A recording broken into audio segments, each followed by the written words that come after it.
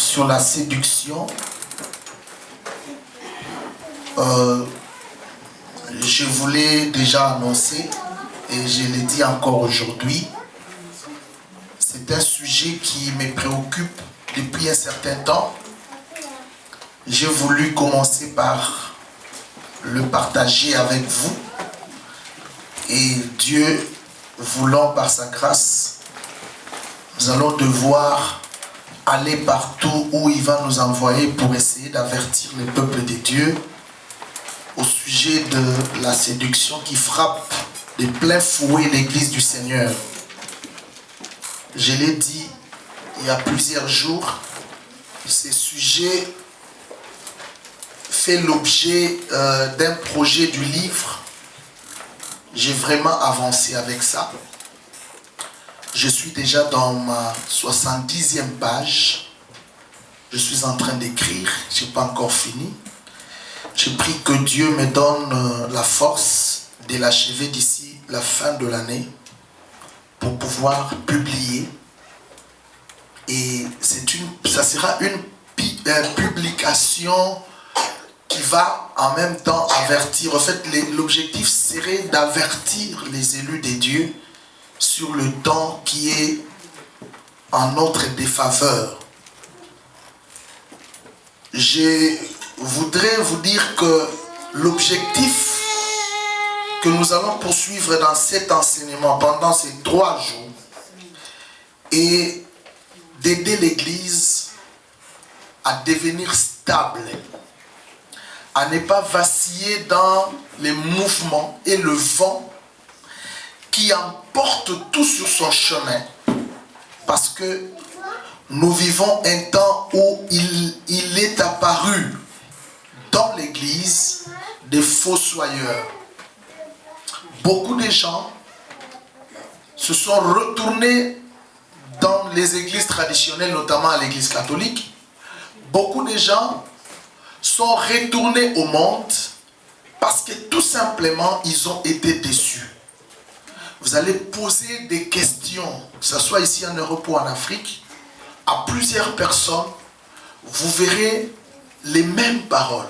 J'ai été chez tel, il est sorti avec moi, il est sorti avec mes soeurs, avec mes enfants, il est sorti avec ma femme. J'ai été chez tel, il a fait ça. J'ai été chez tel, j'ai vu ça.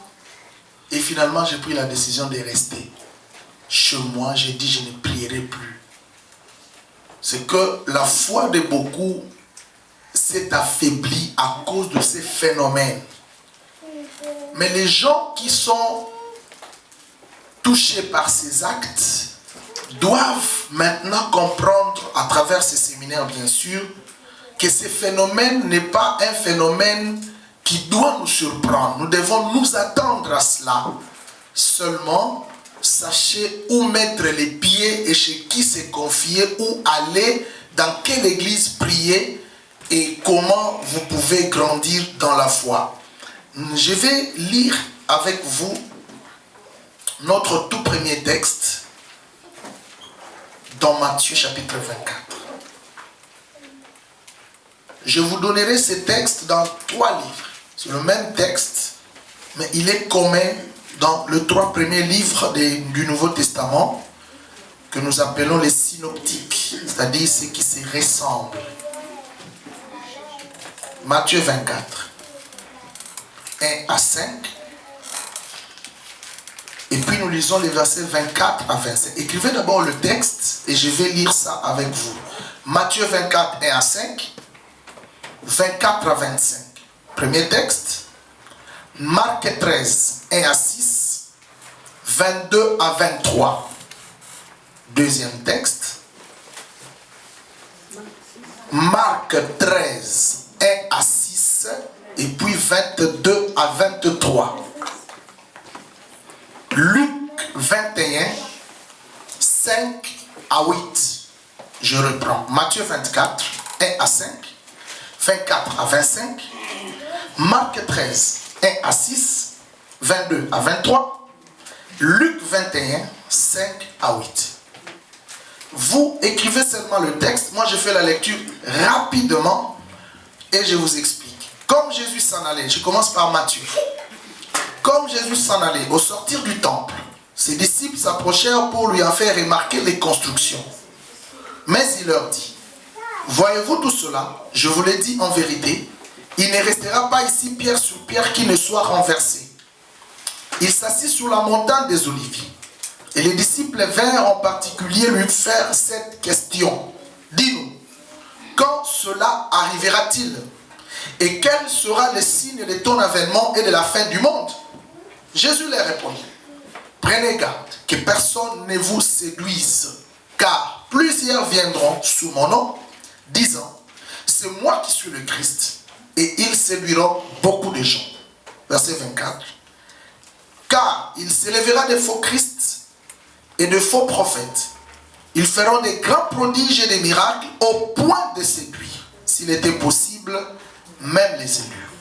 Voici, je vous l'ai annoncé d'avance. Ça, c'est Matthieu. Maintenant, je lis Marc.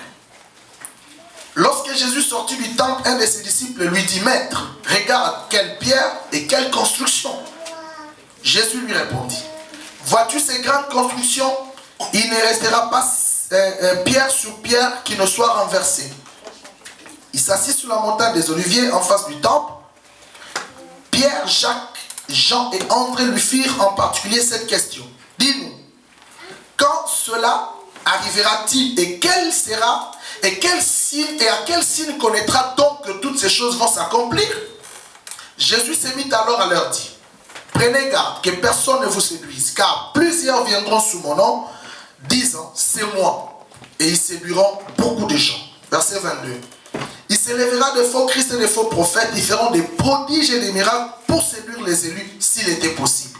Soyez sur vos gardes, je vous ai tout annoncé.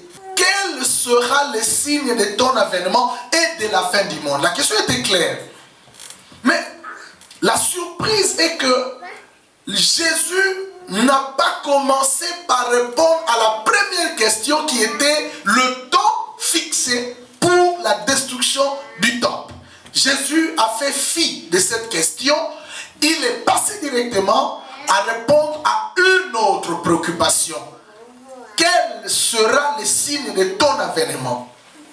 Et ce qui est curieux, c'est que la réponse de Jésus commence par un avertissement. Prenez garde. La réponse de Jésus commence par une mise en garde. Prenez garde que personne ne vous séduise. Je prends cette phrase. Elle est très potentielle, chargée de révélations. Elle est chargée de puissance. Cette phrase seulement, cette petite phrase qui était sortie de la bouche de Jésus, prenez garde que personne ne vous séduise.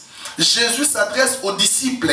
Aujourd'hui, c'est toi et c'est moi. Jésus dit, prenez garde que personne ne vous séduise. Cela veut dire, vous devez être prudent pour que les gens que vous côtoyerez, les gens qui vont vivre avec vous, soit dans les ministères, soit dans la vie, soit dans la société, qu'aucune personne n'arrive à vous séduire. Le verbe séduire ici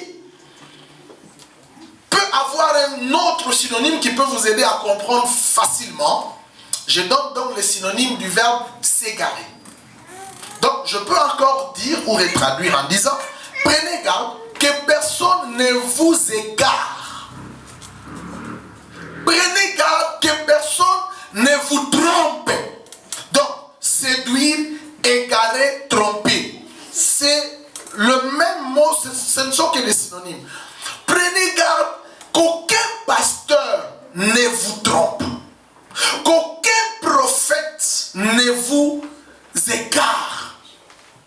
Car, il continue, plusieurs viendront.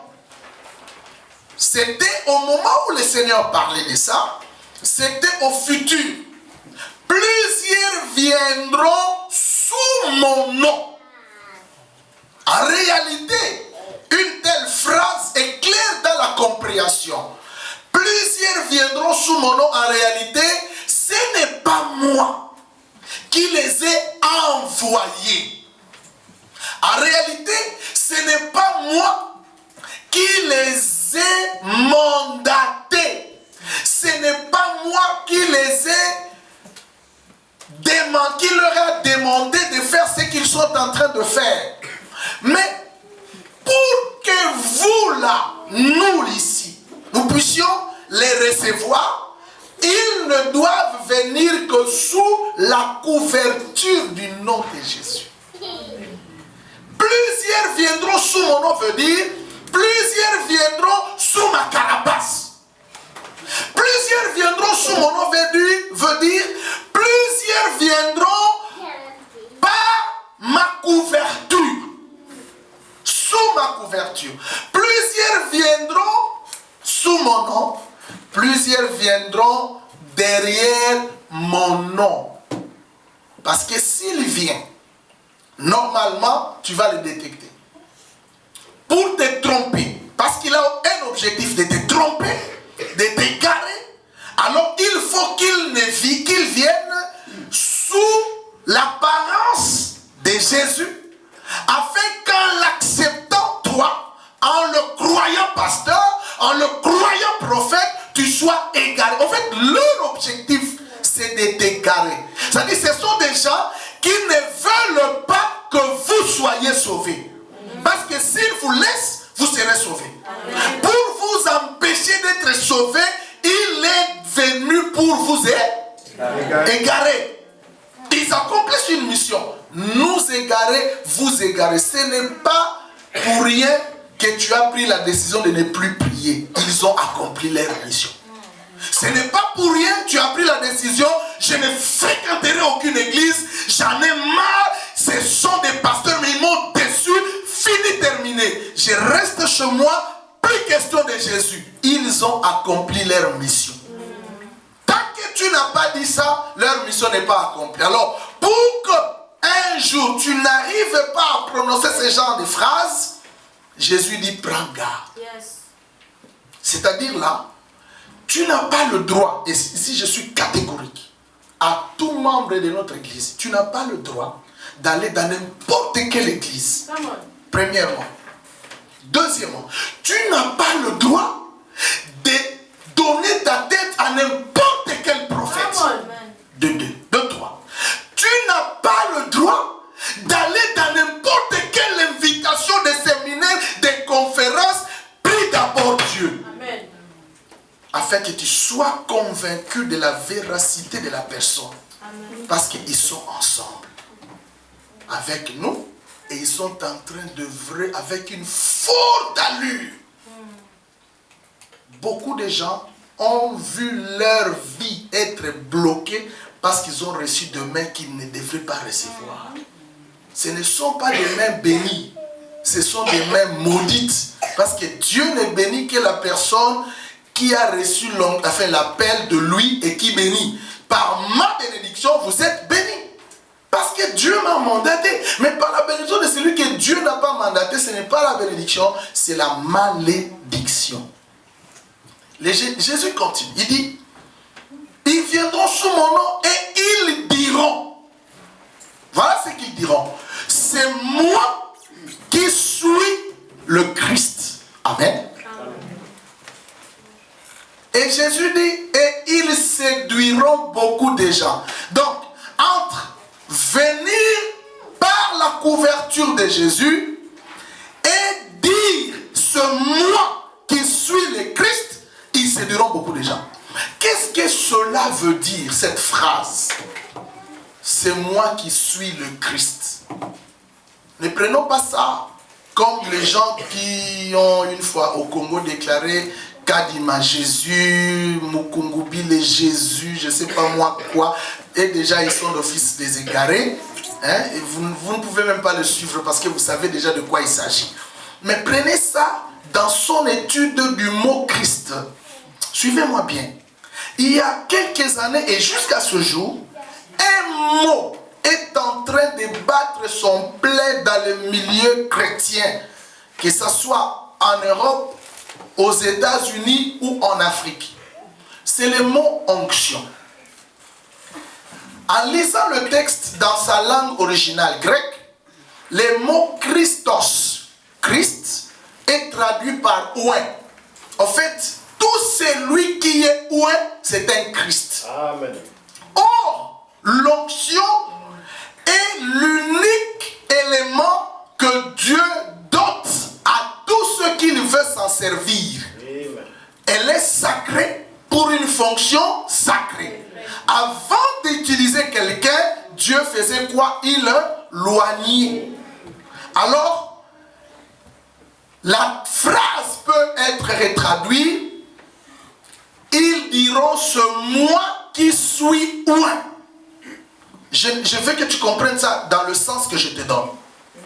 Ces gens-là, quand ils viendront, ils diront, c'est moi qui suis loin, ou c'est moi qui ai l'onction. J'ai l'onction. Mes amis, soyons maintenant clairs. Combien de fois n'avons-nous jamais entendu ce mot onction? C'est un pasteur ouin. J'étais allé chez ce pasteur-là, maman mia, il a l'onction. Dès qu'il vous regarde, vous tombez. Vous n'avez même pas besoin qu'il vous impose la main. Il a l'onction. Cet homme-là, il a l'onction. Moi-même, un jour, quelqu'un m'a dit, docteur n'a pas d'onction parce que docteur ne fait pas tomber. Amen. Amen. Est-ce que l'onction est-elle synonyme de tomber? Jésus dit, l'Esprit du Seigneur est sur moi. Amen. Parce qu'il m'a oué. Mais d'abord pour annoncer. Alléluia. La première fonction de l'onction, c'est pour annoncer. En fait, le miracle, en réalité, n'est qu'un élément accompagnateur de la parole. Amen. Et il n'y a pas le miracle sans parole. Puisque j'ai la parole, le miracle m'accompagne. La Bible dit, voici le miracle qui accompagneront ceux qui auront cru à mon nom. Et quelque part, le Nouveau Testament dit, et le Seigneur a confirmé sa parole par les miracles qui l'accompagnent. C'est-à-dire, le miracle n'est qu'une confirmation de la parole. Il n'y a pas de miracle sans parole. Si vous entrez quelque part, vous voyez un pasteur, un prédicateur, commencer à opérer les miracles sans parole, faites attention. C'est un signe qui ne trompe pas. Ils se diront, ce moi qui suis le Christ. Parce qu'ils viendront avec cet amalgame d'être ceux qui sont loin, ils vont séduire beaucoup de gens. Les gens vont aller de kilomètres à kilomètres, aller rechercher ceux qui ont l'onction. Ils vont aller se laisser entre les bras de ceux-là qui se diront, j'ai l'onction. Est-ce que l'onction prophétique, royale, sacerdotale, toutes ces sortes d'onctions que j'entends aujourd'hui, on le reçoit seulement par le fait que celui-là me met la main, je tombe, je tremble, je rentre en transe. C'est ça l'onction. La Bible dit, ils séduiront beaucoup de gens. Amen. Amen. Nous voulons maintenant examiner une parabole. Matthieu 13.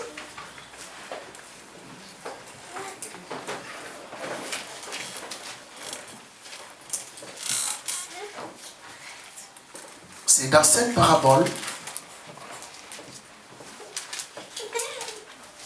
à partir du verset, nous allons lire à partir du verset 24. C'est donc dans cette parabole que le Seigneur raconte les mystères de ce fossoyeur parmi nous. Le verset 20, 24 à 30, je lis. Il leur proposa une autre parabole et il dit, le royaume des cieux est semblable à un homme qui a semé une bonne sémence dans son champ.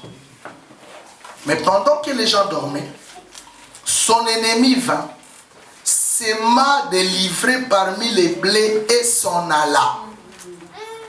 Lorsque l'herbe eut poussé et donné du fruit, livré parut aussi. Les serviteurs du maître de la maison vinrent lui dire, Seigneur, N'as-tu pas sémé une bonne sémence dans ton champ? D'où vient donc qu'il y ait des livrées? Il leur répondit, c'est un ennemi qui a fait cela. Et les serviteurs lui dirent, veux-tu que nous allions l'arracher? Non, dit-il, de peur qu'en arrachant l'ivraie, vous ne déraciniez en même temps le blé.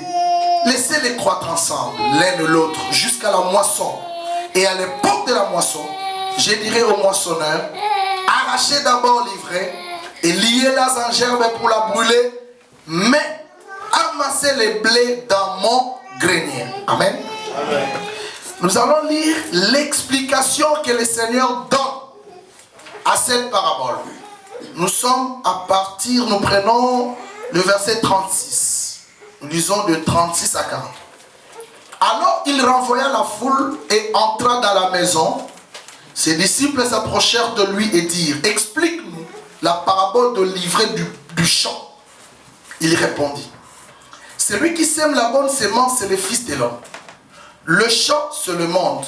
La bonne sémence, ce sont les fils du royaume. L'ivraie, ce sont les fils du malin. L'ennemi qui l'a sémé, c'est le diable.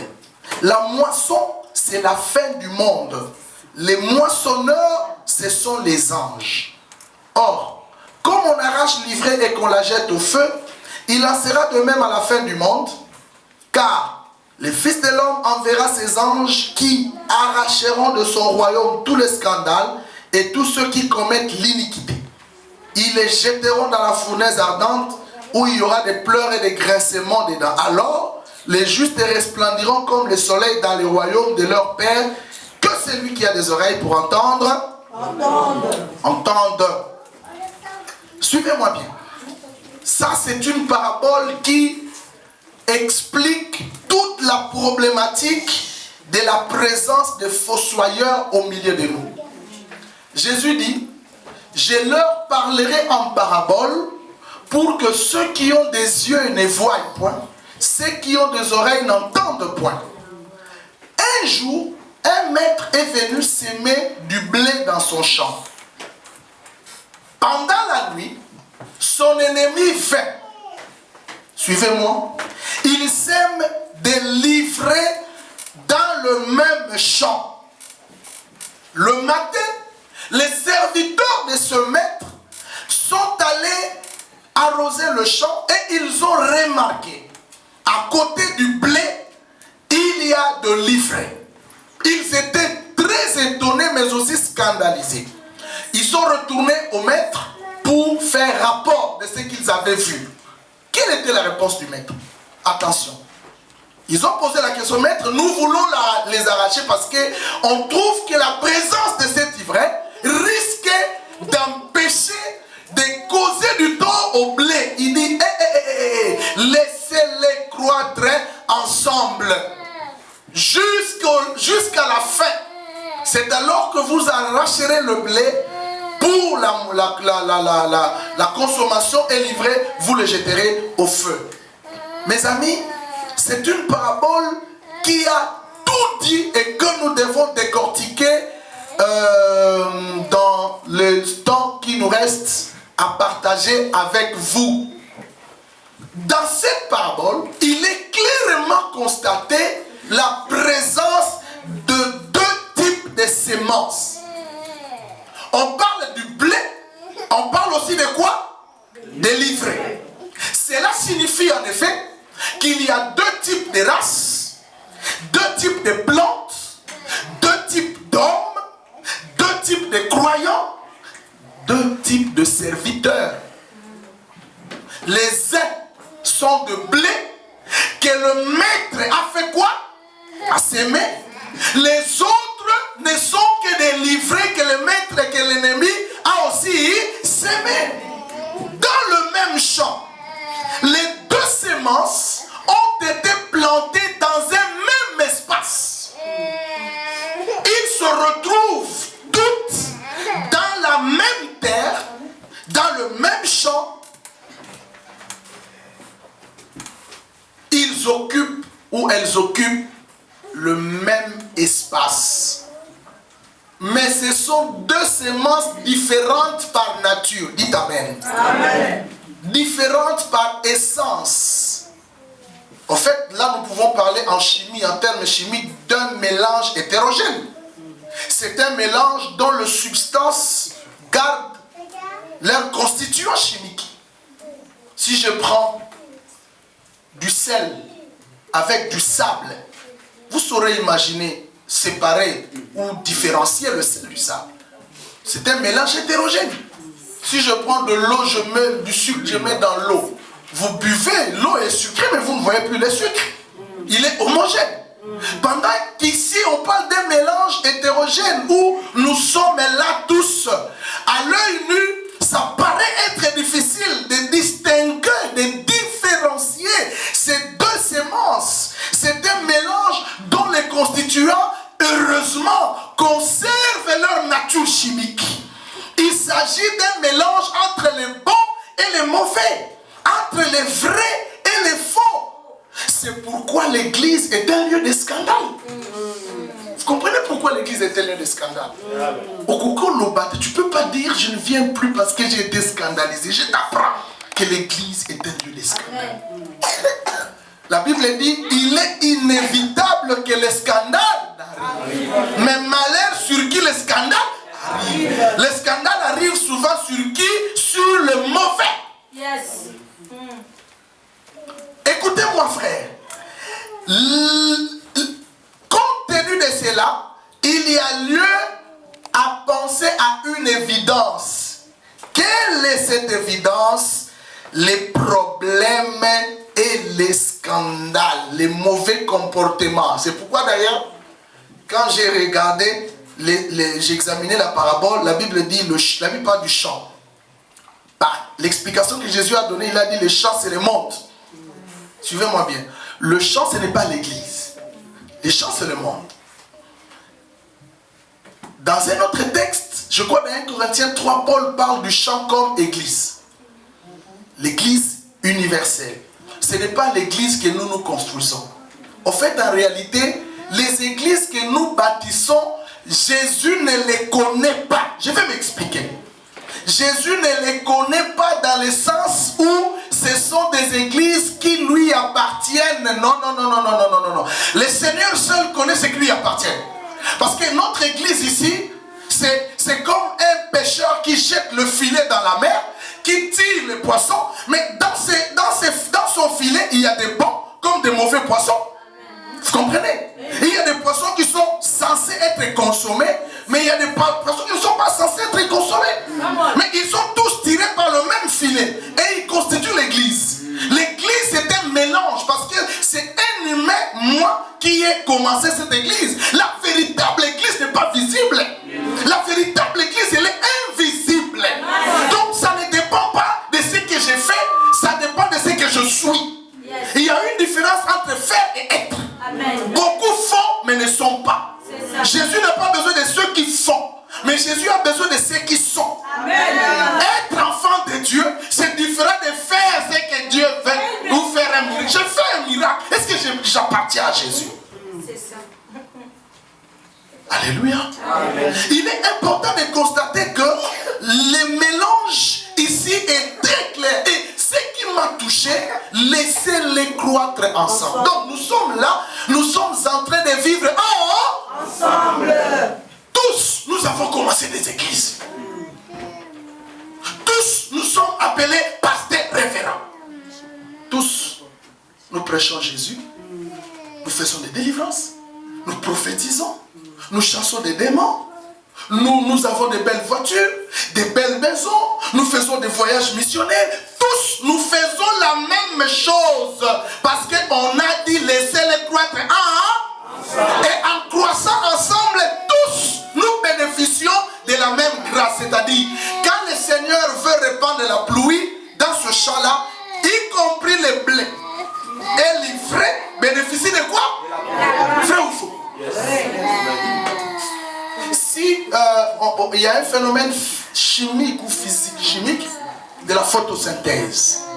En chimie, la photosynthèse, c'est une procédure selon laquelle, lorsque il fait jour, les arbres par l'effet du soleil justement, récupère les CO2, dégage l'oxygène, les CO2.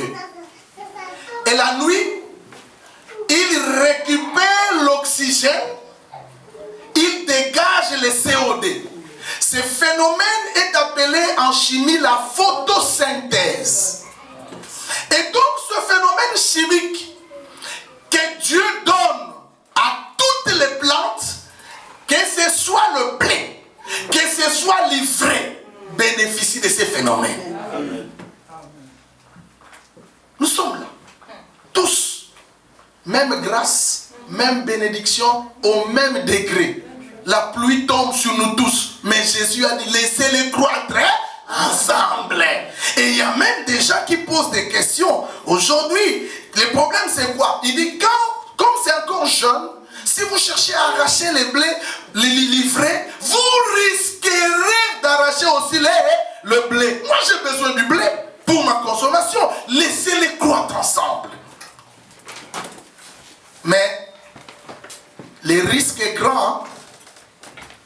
Le risque est grand. Laissez-les croître ensemble. Est-ce que l'ivraie n'influencera-t-il pas négativement le blé? Parce qu'en fait, le rôle de l'ivraie, c'est quoi?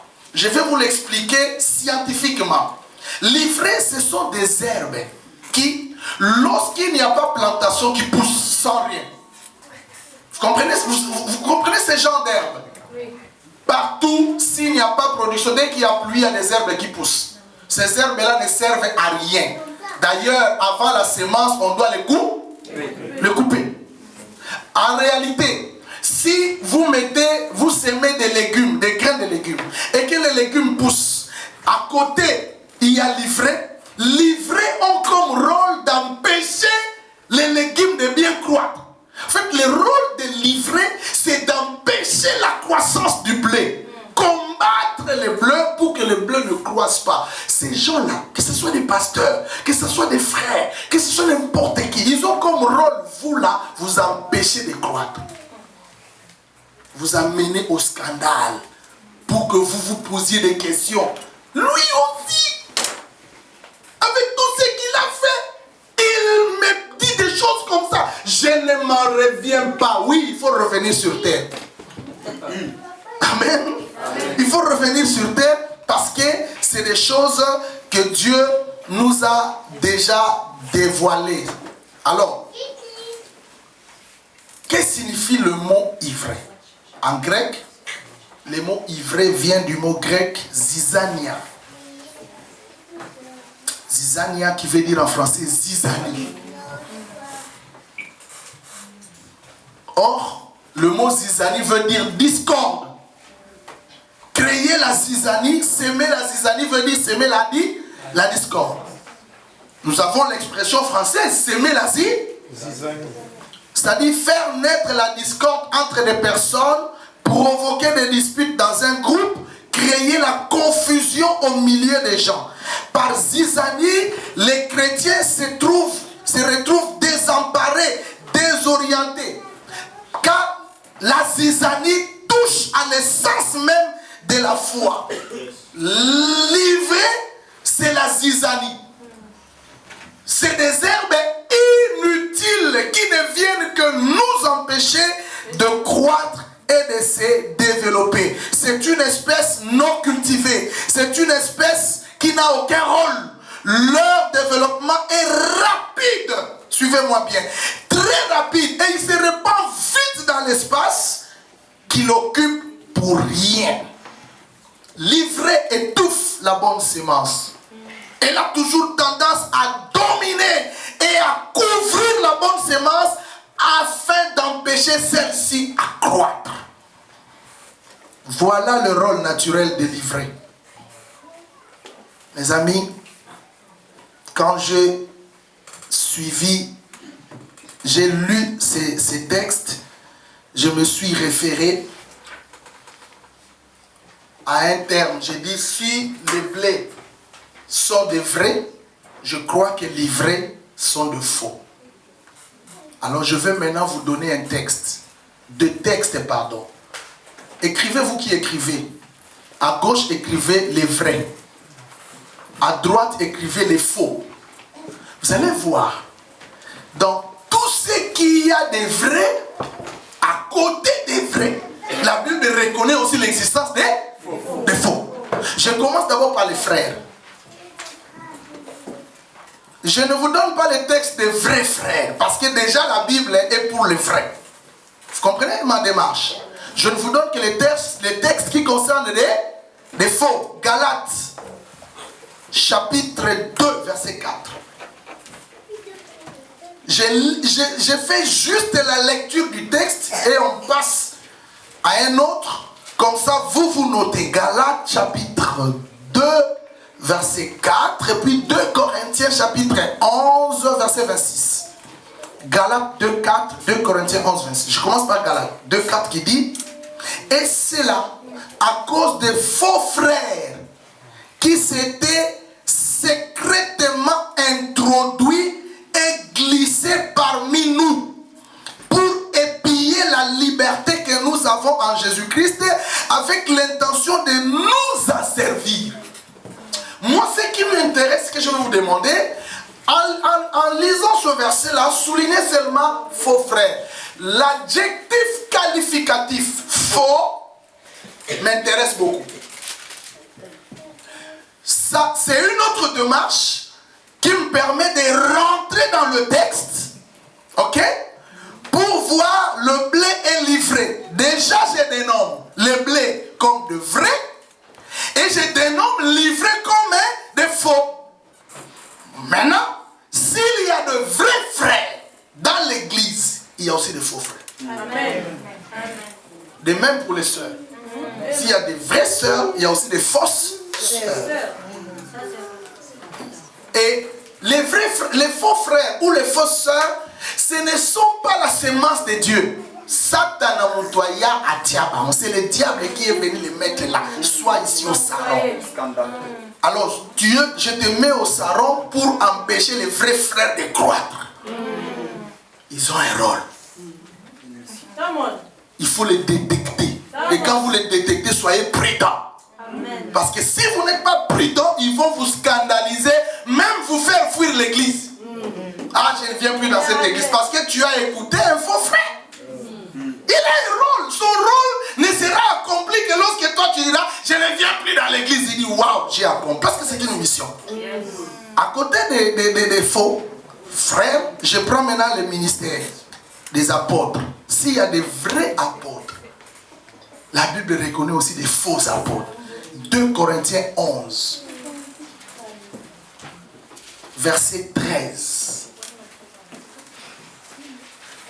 Ces hommes-là sont des faux apôtres. Soulignez-moi, faux apôtres. 2 Corinthiens 11, 13. Des faux apôtres. Et Paul dit des ouvriers trompeurs. Il ajoute déguisés en apôtres du Christ. Nous allons revenir sur ces textes. Donc la Bible reconnaît qu'à côté des vrais apôtres, il existe des faux apôtres. Et je vais même poser la question, combien d'apôtres as-tu cherché à rencontrer qui ne sont pas des faux? Point d'interrogation. Prophètes. À côté des vrais prophètes, Matthieu 24, 24, il y a des faux prophètes. Matthieu 24, 24. Et d'ailleurs, dans ces textes-là de Matthieu 24, Jésus a libéré quelque chose de très, très, très fondamental. Nous allons réfléchir sur ça tout de suite. Là, Matthieu 24, 24, il dit, merci. Car il s'élèvera des faux Christ et des faux prophètes. Je vous ai déjà expliqué le mot Christ. Donc, Jésus voulait dire, il s'élèvera des faux soins et des faux prophètes. Il ajoute, et ils feront des grands prodiges et des miracles au point de séduire, s'il était possible, même les élus. C'est grave. Et heureusement, le site conditionnel rend la séduction des élus une condition. Mais dans cette condition, la réponse de Jésus est non. C'est-à-dire les élus ne seront pas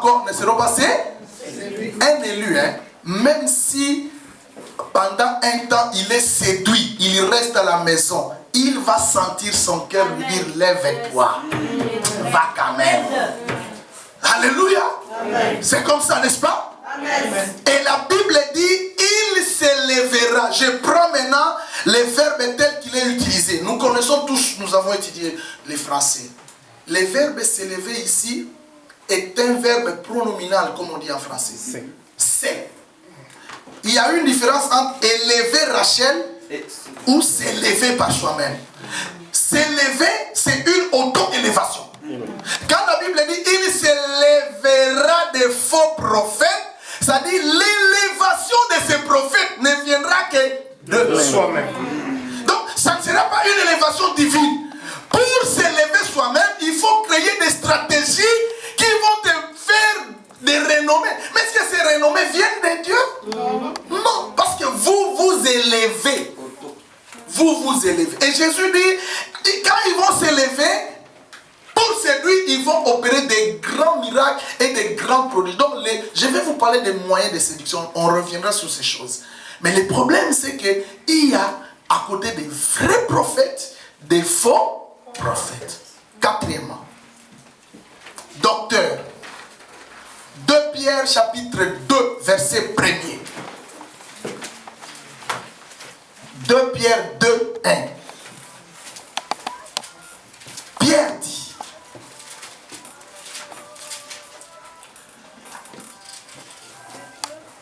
Pierre chapitre 2 verset 1.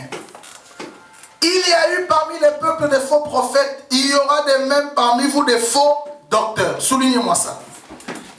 Qui introduiront surnoisement des sectes pernicieuses et qui, reniant les maîtres qui les a rachetés, attireront sur eux une ruine soudaine. Donc à côté des vrais docteurs, il y a des faux docteurs. Allons-y maintenant au pasteur. Jean 10, 12. D'ailleurs, il y a un autre terme que le Seigneur attribue à ses pasteurs, c'est le terme mercenaire. Jean 10, 12 dit, mais, le verset 11, Jésus dit, je suis le bon berger. Le bon berger donne sa vie pour ses brebis. Mais le mercenaire qui n'est pas le berger, vous comprenez? Donc c'est un faux berger. Le mercenaire qui n'est pas le berger et à qui n'appartiennent pas les brebis, voit venir les loups, abandonne les brebis et prend fuite. Et les loups les ravit et les dispersent. À côté des vrais pasteurs, il y a des pasteurs mercenaires. Les pasteurs mercenaires, ce sont des pasteurs qui ne vivent que des intérêts financiers. Il fait prier, il dit, donne-moi d'abord. Tu n'as pas d'enveloppe, pas de prière. Amen. Amen. Hier, je venais de quelque part, j'étais avec une sœur qui m'a dit, pasteur, j'ai eu ma maison, alors un serviteur de Dieu venait prier. Quand il priait, il dit, oh, je vois un esprit de mort dans cette maison, je le chasse au nom de Jésus. Après, il dit, ma soeur, j'ai chassé l'esprit des morts, tu dois me donner 200 €. La soeur a dit, je n'ai rien dit, je ne sors pas d'ici si je ne donne pas 2 billets de 100 €. La soeur a voulu discuter et dit, c'est indiscutable. La soeur dit, pasteur, au moment où vous me voyez, je ne travaille plus, et maintenant là, je n'ai que 20 €. Il dit, bon, tu me donnes ces 20 €, mais est-ce que tu n'as pas quelque chose qui a cette valeur? Il dit, je n'ai rien. Jusqu'à prendre son sac, un sac qu'il avait acheté un nouveau sac. Il dit, bon, je prends quand même ça à la place. Elle est allée, je ne sais pas comment elle s'est renseignée pour vendre ce sac, ça n'a pas marché. Elle appelle cette sœur. Viens récupérer ton sac. J'ai plus besoin de ça. Et la sœur a compris que le frère, le pasteur, n'a pas trouvé de clients, ou soit le prix qu'on lui donne, il a été déçu tellement qu'il... Voilà. Donc, vous imaginez le reste. Donc, les pasteurs là sont des mercenaires. Et pour les évangélistes, Philippiens 1,15. des faux évangiles. Ils prêchent Christ par envie. Philippiens 1,15. Donc, ces tableaux, mes amis, expliquent et différencient, texte à l'appui, la présence des deux semences dans un champ commun. Amen. Donc, les apôtres ont écrit et nous ont avertis, nous les croyants, face à ces dangers. Maintenant, difficile dans ce premier temps de discerner qui sont les vrais et qui sont les faux. J'ai posé maintenant une question, écrivez la question. Quand et comment sont-elles entrées? Je mets au féminin pluriel parce que je parle de semences. Quand et comment sont-elles entrées? En fait, je veux savoir comment nous sont-elles parvenues. Je reprends ma question. Quand et comment sont-elles entrées dans le champ? Ma question, je la pose d'une autre façon. Comment nous sont-elles parvenues? Je la repose d'une autre façon. Comment se sont-elles introduites? Parce que quand je lis la parabole me dit la nuit. Les serviteurs, l'ennemi est venu s'aimer dans le champ. C'était la nuit. Ça, c'est la parabole. Mais en réalité, comprenons maintenant comment les faux se sont-elles introduits au milieu de nous. Vous comprenez ma démarche? Alors nous allons répondre à cette question. Et pour répondre à cette question, j'ai questionné 3 grands serviteurs de Dieu dans la Bible. Chacun de ces 3 m'a donné une réponse les concernant. Je commence d'abord par questionner Jean, 1 Jean chapitre 2. J'ai posé la question à Jean pour savoir comment les faux se sont-ils introduits au milieu de nous. Chapitre 2, versets 18 à 19. 1 Jean 2, 18 à 19. Petits enfants, c'est la dernière heure. Et comme vous avez appris qu'un antéchrist vient, il y a maintenant plusieurs antéchrists. Par là, nous connaissons que c'est la dernière heure. Suivez maintenant le verset 19. Répétez après moi. Tout le verset 19. S'il vous plaît, répétez après moi. Ils sont sortis du milieu de nous. Ils sont sortis du milieu de nous. Ça, j'ai posé la question, comment ils sont introduits? Mais Jean ne me dit pas comment ils sont introduits, il me dit comment ils sont sortis. Jean dit, ils sont sortis du milieu de nous. Et répétez la deuxième, mais ils n'étaient pas de nôtres. Si vous avez ces versets, soulignez ça en rouge. Nos Bibles doivent être sales. Si vous avez des Bibles propres, alors vous utilisez mal. Il continue, répétez après moi, car s'ils avaient été des nôtres, ils seraient demeurés avec nous. Mais cela est arrivé. Afin qu'il soit manifeste que tous ne sont pas des nôtres. Cette phrase est fondamentale. Ces versets, je vais dire. Ils sont sortis du milieu de nous comme s'ils eussent été des nôtres. Nous avons eu le temps de nous saluer. Révérend. Il y a même certains à qui on porte leur sac. Ils marchent comme ça, quelqu'un qui tient sa Bible et son sac derrière lui. Quelqu'un devant, laissez le chemin ouvert pour le révérend. On l'appelle révérend. Il bishop, prophète, docteur. Il prend le micro comme je prends le micro.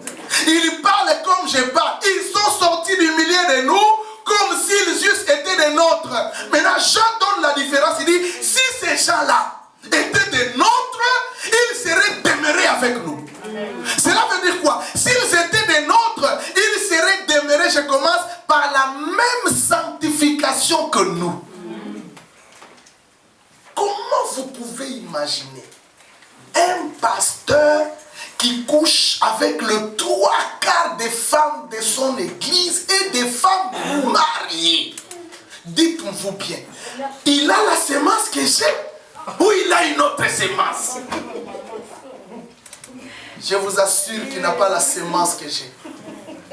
Je vous assure qu'il n'a pas l'esprit que j'ai. Parce que s'il avait l'esprit que j'ai, pareille chose n'arriverait jamais. S'ils étaient des nôtres, ils seraient demeurés avec nous dans la doctrine. Je les connaissais un bon. Je savais qu'il était des nôtres. Mais quand j'ai appris quelqu'un dire, je sors de mon corps, je vais où je veux et je retourne dans mon corps, je dis, ah, il n'est pas des nôtres. Parce que s'il était des nôtres, il serait demeuré avec nous dans la doctrine. Il n'est pas des nôtres. Et il dit, cela est arrivé afin qu'il soit manifeste que tous ceux que vous voyez, tous ceux que vous entendez, tous ces gens que vous saluez révérends, tous ces gens chez qui vous êtes allés s'aimer ne sont pas des nôtres. Vous êtes allés s'aimer chez certaines personnes chez qui vous ne pouvez pas aller s'aimer. Amen. Amen. J'ai dit Jean merci, mais je ne suis pas trop convaincu. J'ai questionné une deuxième personne, Paul, 2 Corinthiens 11.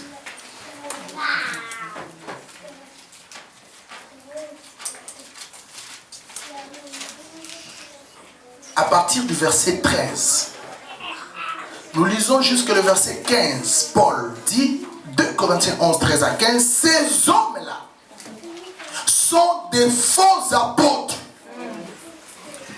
2 Corinthiens 11, 13 à 15. Des ouvriers trompeurs déguisés en apôtres du Christ. Déguisés en apôtres du Christ. Déguisés.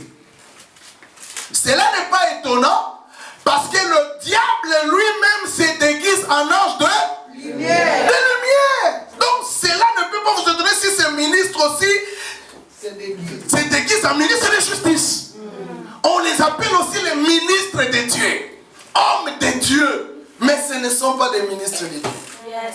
Ce sont des ministres de Satan déguisés en ministres de Dieu. Ouais. Ils sont partout, même chez les chantres. Oh, c'est un bon compositeur, c'est un bon musicien. Le diable se met partout dans tous les domaines. Dites Amen. Amen. Il n'y a aucun domaine qui est épargné. Mais écoutez frère, Paul dit, car, le verset 15, il n'est pas donc étrange que ces ministres se déguisent en ministres. Leur fait sera selon leurs œuvres. Que ce soit Paul ou Jésus, il nous renvoie à la fin. Aujourd'hui, ce n'est pas possible. Laissez-les croître ensemble. Laissez-nous travailler ensemble. Mais moi, je ne peux pas travailler avec celui que l'esprit m'a convaincu, il n'est pas de Dieu. C'est la vérité. Les verbes se déguiser signifie transformer sous une autre forme.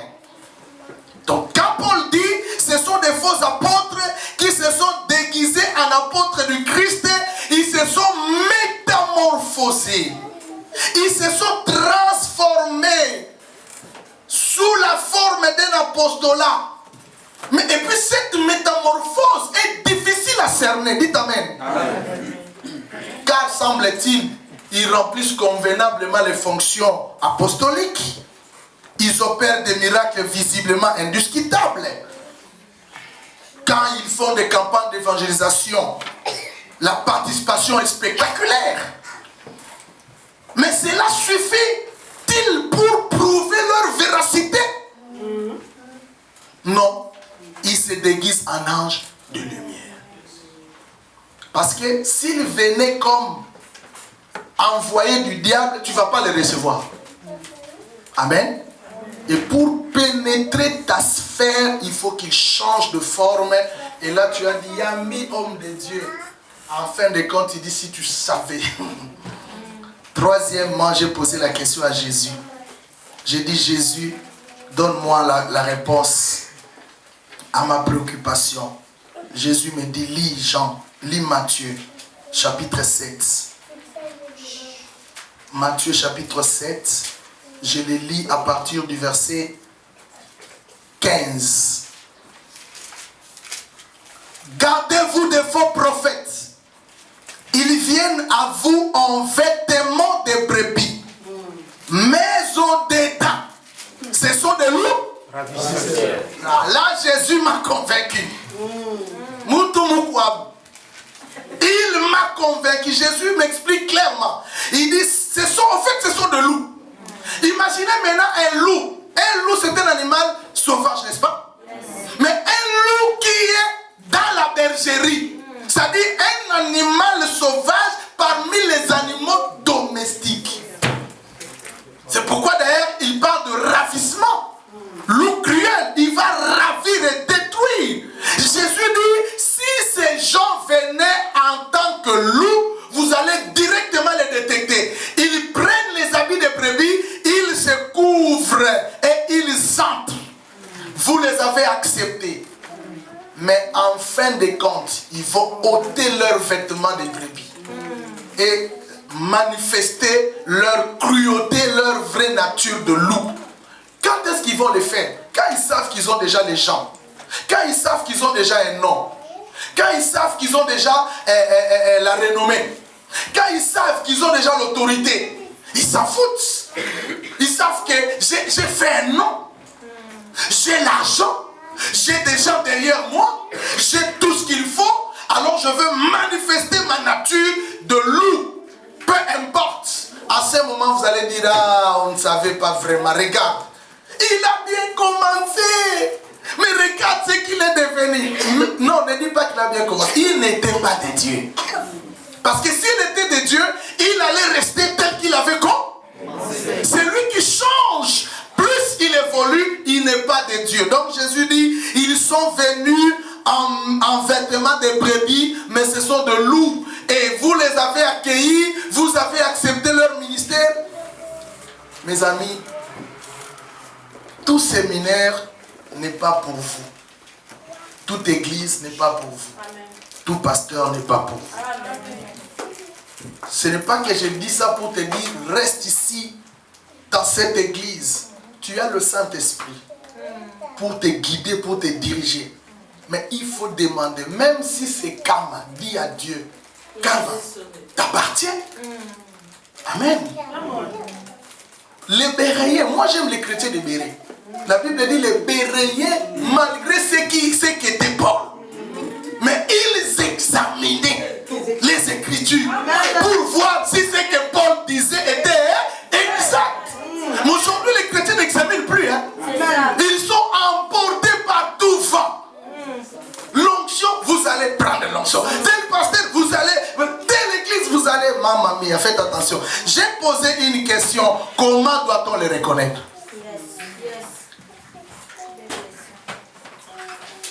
C'est vrai. Nous parlons de. Ils sont ceci, ils sont cela. Mais comment les détecter? Comment doit-on les reconnaître? En lisant ce texte, nous recueillons les motifs qui ne peuvent que, a fortiori, nous convaincre de l'originalité de ce ministère. Matthieu 7, toujours, le verset 16, Jésus donne la réponse jusqu'au verset 20. Vous les reconnaîtrez à leurs fruits, n'est-ce pas? Qu'ils ont des raisins sur des épines ou des figues sur des chardons. Tout bon arbre porte de bons fruits, mais les mauvais arbres portent de mauvais fruits. Un bon arbre ne peut porter de mauvais fruits ou un mauvais arbre porter de bons fruits. Tout arbre qui ne porte pas de fruits est coupé et jeté au feu.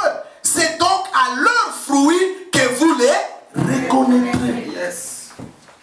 C'est donc à leurs fruits. Et je vais vous donner ces fruits parce que c'est la sémence, mes amis. C'est question de la sémence. Hein? On reconnaît l'arbre par sa sémence. Amen. Si tu as la sémence de Dieu, tu es un arbre de Dieu. Amen. 1 Jean, chapitre 3.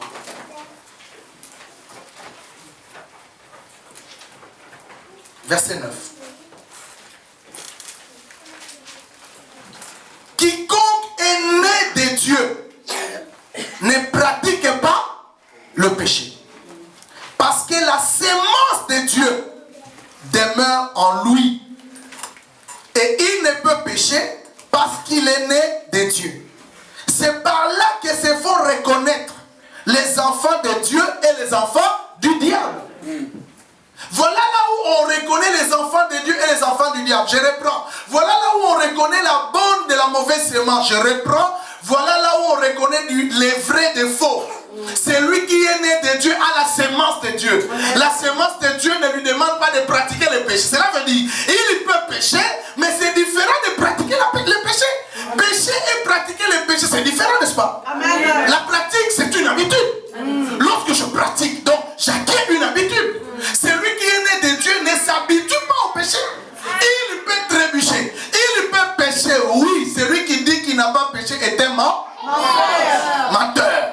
Nous prêchons tous de plusieurs manières. C'est vrai. Mais je ne peux pas pratiquer le péché. Je ne peux pas m'asseoir dans le péché. Non, non, non, non, non, non. Qu'est-ce qui m'empêcherait de pratiquer le péché? La sémence. Nous rentrons à la notion de la sémence. La sémence fait de moi un blé et la sémence fait de lui un ivraie. S'il pêche parce qu'il a la sémence de l'ivraie, écoute-moi. À chaque sémence correspond un arbre. À chaque arbre correspond un fruit. Ta sémence correspond au fruit que tu portes.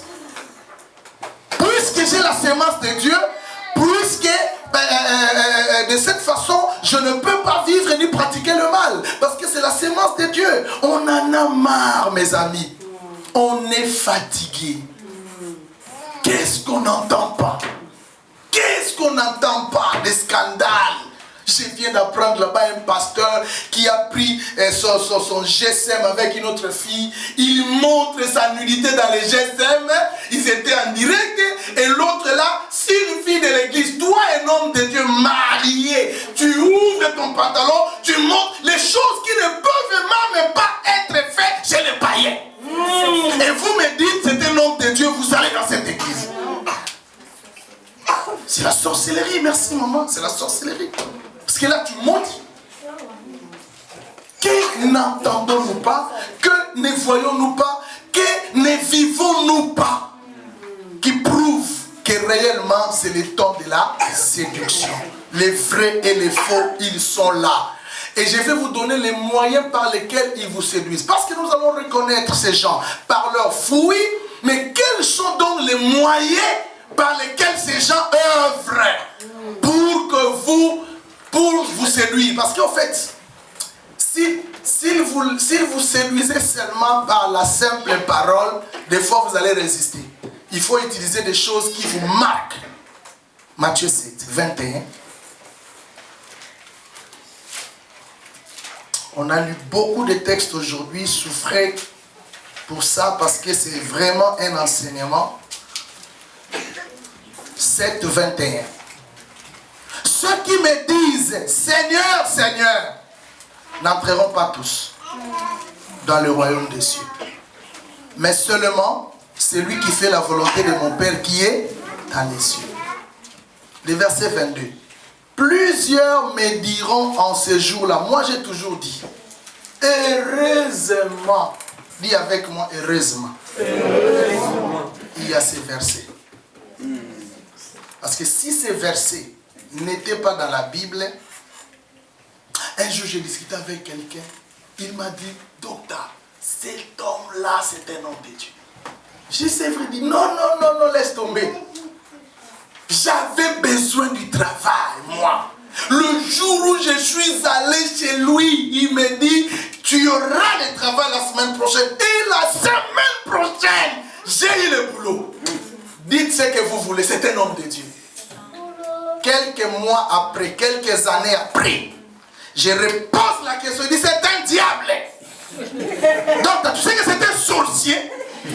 Moi, je dis, c'est vrai. Oh, mais c'est un vrai. Moi, je ne savais pas. J'ai pris les deux paroles de la même personne. J'ai compris qu'il a été séduit. Ne soyez pas séduits par la prophétie. Ne nous reconnaissez pas serviteurs de Dieu parce que j'ai dit que tu vas te marier et tu t'es marié. Non. ne me vois pas serviteur de Dieu parce que tu avais les cancers. J'ai prié, le cancer est parti. Non. Ne me vois pas serviteur de Dieu parce que tu étais possédé et dans ta famille on avait dit que tu ne te marieras pas et à cause de ma prière, tu obtiens le mariage. Non. Je ne suis pas serviteur de Dieu parce que j'ai rempli les stades. Michael Jackson remplissait des stades. Mais avec quel esprit? Est-ce qu'il y a un pasteur qui a déjà rempli les stades comme Michael Jackson? Mais avec quel esprit? Mes amis, plusieurs me diront en ces jours-là, Seigneur, Seigneur, n'avons-nous pas prophétisé par ton nom? Écrivez, premier moyen, la prophétie. Aujourd'hui, je vais te dire, n'ayez pas peur de la prophétie.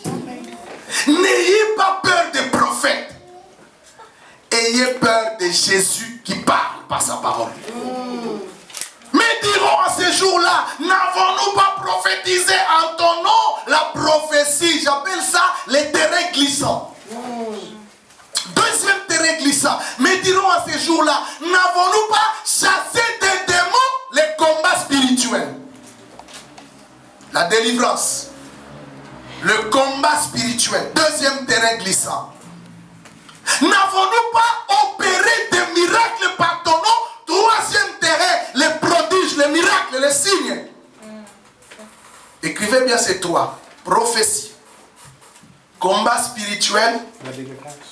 Miracle. Non, même délivrance, même. Mettez entre parenthèses délivrance, c'est la même chose. Je vais utiliser les termes les plus courants. Combat spirituel. Combat spirituel. Parce qu'il y a beaucoup qui courent dans les combats. Je vais chercher la délivrance. Quelle délivrance? Quelle délivrance tu vas aller chercher là-bas? Écoutez la réponse de Jésus. Troisième, c'est les miracles. Prophétie, délivrance ou combat spirituel, miracle. Verset 23. Alors, je leur dirai ouvertement, Jésus aussi. Pourquoi il a utilisé cet adjectif-là? Ouvertement. Clairement.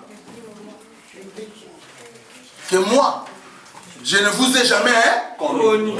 Alors, associez les prophéties de ces prophètes qui se sont accomplis au nom de Jésus et la réponse de Jésus, je n'étais jamais connu. Maintenant, il dira, c'était au nom de Jésus. Et Jésus dira, malgré mon nom, mais moi, je ne vous ai jamais connu. Alors la question, sous quel pouvoir prophétisait-il? Ah, ne soyez plus séduits à cause de ces choses. Amen. Amen. Amen. Attachez-vous à la véritable prophétie. La parole de Dieu. Quand j'arrive ici, je réfléchis sur quelque chose que j'imagine. Je suis presque à la fin pour aujourd'hui. Je vais conclure là. Ces serviteurs qui est devant le trône de Jésus, à qui Jésus dit, je n'étais jamais connu. Il appelle une femme, j'imagine moi. Il dit, maman, viens. Rappelle-toi, tu priais dans mon église. Tu avais un cancer, une tumeur. Et le médecin avait déjà signé ta mort. Et ce jour-là, j'ai prié avec onction. Au nom de Jésus, tu étais guéri. N'est-ce pas vrai? Et la maman qui viendra témoigner chez Jésus. Papa Jésus, c'est vrai, cet homme, ce jour-là, il m'a imposé la main et la tumeur était partie du coup. Et Jésus qui répond, oui maman, je crois que la tumeur était partie. Je crois que cette prière était faite à mon nom. Mais lui là, moi, je ne l'ai jamais connu. Lui. Cela veut dire, la réponse de Jésus est celle-ci. J'apprends seulement aujourd'hui et dans sa propre bouche que parmi mes serviteurs, il y faisait partie. Mais lorsque moi Jésus, sur la terre, j'étais en train d'enrôler les miens, lui, il n'était pas dans l'enrôlement. Alors il faut se poser la question, qui est enrôlé et qui ne l'est pas? Que Dieu vous bénisse.